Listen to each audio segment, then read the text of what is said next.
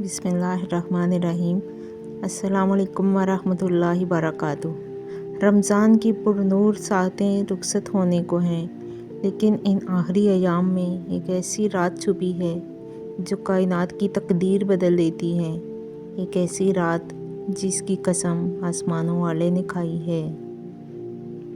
اللہ تعالیٰ قرآن مجید میں فرماتے ہیں، اِنَّا أَنزَلْنَاهُ فِي لَيْلَةِ الْقَدْرِ وَمَا أَدْرَاكَ مَا لَيْلَةُ الْقَدْرِ لَيْلَةُ الْقَدْرِ خَيْرٌ مِّنْ أَلْفِ شَهْرٍ۔ بے شک ہم نے اسے شب قدر میں نازل کیا۔ شب قدر یعنی عظمت والی رات۔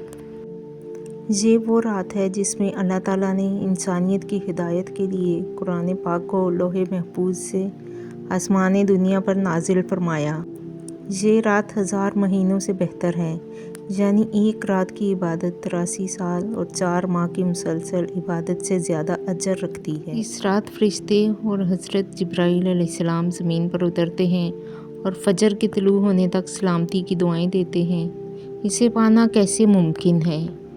اللہ کے رسول صلی اللہ علیہ وآلہ وسلم نے فرمایا، شب قدر کو رمضان کے آخری عشرے کی طاق راتوں میں تلاش کرو، یعنی 21، 23، 25، 27 اور 29ویں رات۔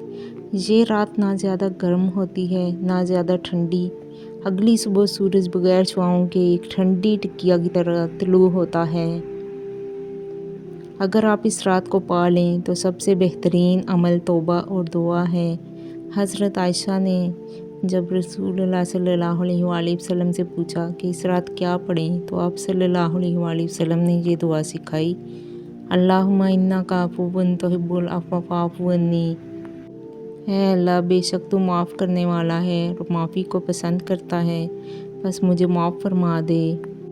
یہ رات مانگنے کی رات ہے، آنسو بہانے کی رات ہے اور اپنا نصیب سنوارنے کی رات ہے۔ کہیں ایسا نہ ہو کہ غفلت میں یہ قیمتی لمحے گزر جائیں اور ہم محروم رہ جائیں۔ رسول اللہ صلی اللہ علیہ وآلہ وسلم نے فرمایا، شب قدر کو رمضان کے آخری عشرے کی طاق راتوں میں تلاش کرو۔ آخری عشرے کی ایک اہم عبادت اعتکاف بھی ہے۔